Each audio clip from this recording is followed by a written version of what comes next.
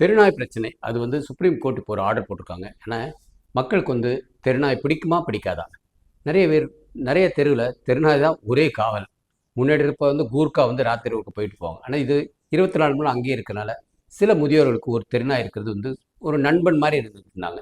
ஹாப்பியாக கூட சாப்பாடு போடுவாங்க. அது பாட்டு ரோட்லேயே படுத்துக்கோ, ரோட்லேயே இதுவாக இருக்கும்.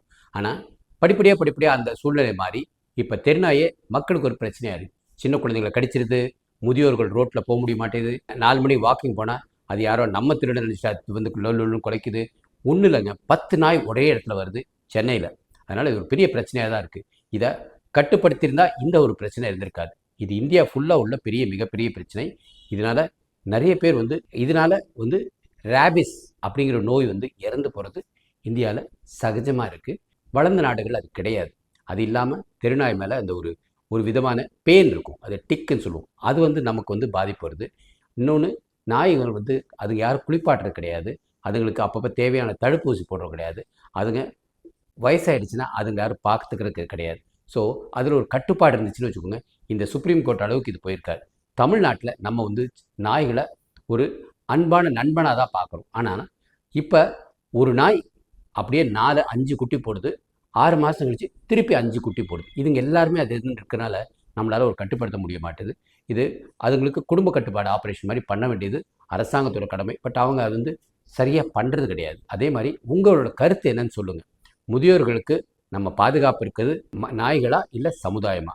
நாய்கள் ஒரு ரோட்டுக்கு ஒன்று இருக்கிறதுனால எனக்கு தெரிஞ்சு எந்த ஒரு தவறு கிடையாது. அந்த ஒன்றை யாராவது ஒருத்தர் பொறுப்பாக அதுக்காக லைசன்ஸ் வாங்கி பொறுப்பாக பார்த்துக்கிட்டாங்கன்னு வச்சுக்கோங்க, தவறு கிடையாது. இப்போ இருக்கிற தெருநாய்களை எப்படி நம்ம கண்ட்ரோல் பண்ணணும் அப்படின்னா, இது படிப்படியாக ஒரு 2 வருஷமாக தான் பண்ணணும். இருக்கிற தெருநாய்களுக்கு அது மொதல் 6 மாதத்துக்குள்ளேயே வந்து அது குட்டி போடாத உள்ள சூழ்நிலையை உருவாக்கணும். ஆண் தெருநாயினா அது குட்டி போடாத உள்ள சூழ்நிலையை உருவாக்க முடியும். அதே போல் பெண் தெருநாயினாக இருந்தாலும் அதுங்களுக்கு எந்த விதத்தில் அது குட்டி உண்டாகாத உள்ள சூழ்நிலையை உண்டு பண்ண முடியும் அரசாங்கத்தினால். இதுக்காக வந்து நம்ம ப்ரைவேட் ஹாஸ்பிட்டல் போய் 3000 ரூபா 5000 ரூபா செலவு பண்ணுறதுக்கு சரியில்லை. ஆனால் இந்த ரேபிஸ் கம்ப்ளீட்டாக வந்து கட்டுப்படுத்தணும். முதியோர்கள் சுதந்திரமாக ரோட்டில் போகணும். பெண்கள் அவங்க பாட்டுக்கு பயம் இல்லாமல் இருக்கணும். அந்த மாதிரி இருந்துச்சுன்னு வச்சுக்கோங்க, கட்டாயம் வந்து தெருநாய்கள் அது ஒரு பிரச்சனையாக தான் இருக்குது. ஆனால் மக்களோட கருத்து என்னன்னு நம்ம தெரிஞ்சிக்காமல் நம்ம தினம் டக்கு இறங்கி இருக்கிற எல்லா தெருநாயும் தூக்கி அடைச்சி வைக்கணும் அப்படின்னா நிறைய பேர் வேதனைப்படுவாங்க. அவங்களால வந்து அதை வந்து ஜீரணிக்க கூட முடியாது. ஏன்னா தெருநாய் மேலே அவ்வளோ அன்பாக இருக்காங்க. சென்னையில் பார்த்தீங்கன்னு வச்சுக்கோங்க, காலைல இவங்க டீ குடிக்கிறாங்களோ இல்லையோ 5 ரூபா 10 ரூபாய்க்கு பிஸ்கெட்டை வாங்கி நாய்களுக்கு போட்டுட்ருக்குறது, அதில் ஒரு சுகம் கண்டுபிடிச்சிக்கிறாங்க. அதே மாதிரி வீட்டில் இருக்க மிச்சமாக இருக்கிறத அது நாய்க்கு போடுறது, அதை ஒரு சந்தோஷம் இருக்குது. ஏதோ ஒரு விதமான ஒரு ஹாப்பினஸ் வந்து எனக்கு தெரிஞ்சு ஒரு 30-40% அது மக்களுக்கு இருக்குது.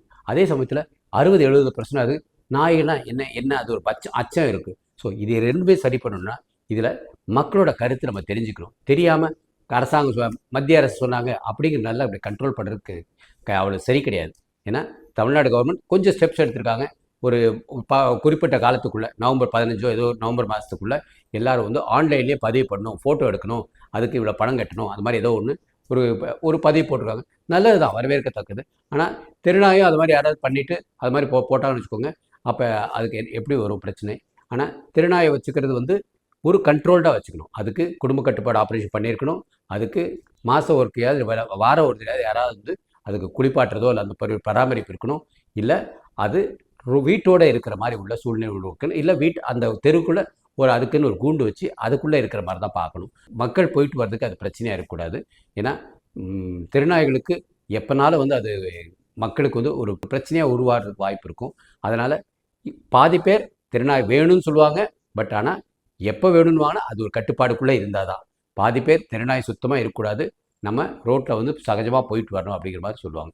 அனிமல் லவர்ஸ் நிறைய பேர் இருப்பாங்க. ஸோ அவங்களுக்காக இதில் ஒரு பொருளாதாரம் உண்டு பண்ணணும்னா அந்தந்த ஏரியாவில் மிருகம் பிடிக்கிறவங்களுக்கு அவங்களே வந்து ஒரு கூண்டு வச்சு அதில் வந்து எல்லாரையும் அடைச்சி வச்சுட்டு தேவைப்படுற நேரம் அவங்களோட மேற்பார்வையில் அந்த நாய்களை வெளிவிடலாம், திருப்பி உள்ளே வச்சுக்கலாம். அதுக்கு உணவு கொடுக்குறது, இது கார்பரேஷன்லேருந்து அவங்களுக்கு ஒரு டேக்ஸ் கொடுக்குறது, ரோடில் வந்து ஏதோ அழுக்கு போடாமல் பார்த்துக்கணும். ஆனால் தெருநாய் ஒரு பெரிய அரசியல் பிரச்சனையாக மாறுறதுக்கு வாய்ப்பு இருக்குது.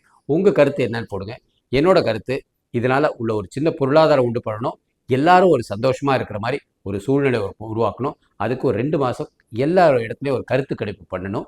பண்ணிவிட்டு அந்த கருத்து கணிப்பை மக்களிடத்தை தெளிவுபடுத்திட்டு அதை அப்படியே ஃபாலோ பண்ணணும். கண்ணை மூடிட்டு சுப்ரீம் கோர்ட் சொன்னாங்க அப்படின்னு நம்ம பண்ணிட்டு இருந்தோம்னு வச்சுக்கோங்க, இது ஒரு ஜல்லிக்கட்டு பிரச்சனையாக தான் ஆகும். ஜல்லிக்கட்டுக்கு வந்து அங்கேருந்து ஒரு ஆர்டர் போட்டாங்க, நம்ம மக்கள் அதை ஏற்றுக்கல இல்லையா, திடீர்னு வந்து மக்கள் ஒரு கசப்பாக இதுவாச்சு. அதனால் எல்லாத்தையும் மத்திய அரசு செஞ்சு சொன்னதை வந்து நம்ம கட்டாயம் எல்லாமே சுப்ரீம் கோர்ட் செஞ்சு நம்ம செய்யணுங்கிற அவசியம் இருக்காது. பட் இருந்தாலும் நம்ம சூழ்நிலைக்குள்ள மக்களுக்கு நோய் வராமல் பார்க்கணும். அதே போல் மக்களுக்கு ஒரு பாதுகாப்பு இருக்கணும். மக்களுக்கு வந்து சமுதாயத்தில் நண்பராக இந்த ஒரு நாய் இருக்கிறது பிரச்சனை இல்லாமல் இருக்குங்கிறது என்னோட கருத்து. உங்கள் கருத்து என்னன்னு பதிவு போடுங்க. அந்த காலத்தில் வந்து கூர்கான்னு ஒருத்தர் நடுராத்திரியில் வந்து போயிட்டு வருவார். அதுக்கப்புறம் இப்போ வந்து நவீன உலகத்தில் சிசிடிவி அங்கங்கே சிசிடிவி வச்சுருந்தாங்க. அது வந்து திருடர்களுக்கு வந்து சிசிடிவியை வந்து ஆஃப் பண்ணிவிட்டு உள்ளே வந்து இருக்கும். பட் நாய்கள் தான் உண்மையான சிசிடிவி. அந்த ரோட்டில் யாரும் வராமல் பார்த்துக்கும். ஆனால் அளவுக்கு மீறினால் அமிர்தம் செஞ்ச மாதிரி நிறைய நாய்கள் இருந்துச்சு. அதுங்களுக்குள்ளேயே சண்டை போட்டுட்டு அதுங்களுக்குள்ளேயே திருப்பி திருப்பி குட்டி போட்டுக்கிட்டு அந்த பிரச்சனையே இல்லாமல் இருக்கணும்னா நல்ல ஒரு நிர்வாக திறமை இருக்க அரசாங்கம் தேவை. வாழ்க பாரதம், வளர்க இளைஞர் சமுதாயம்.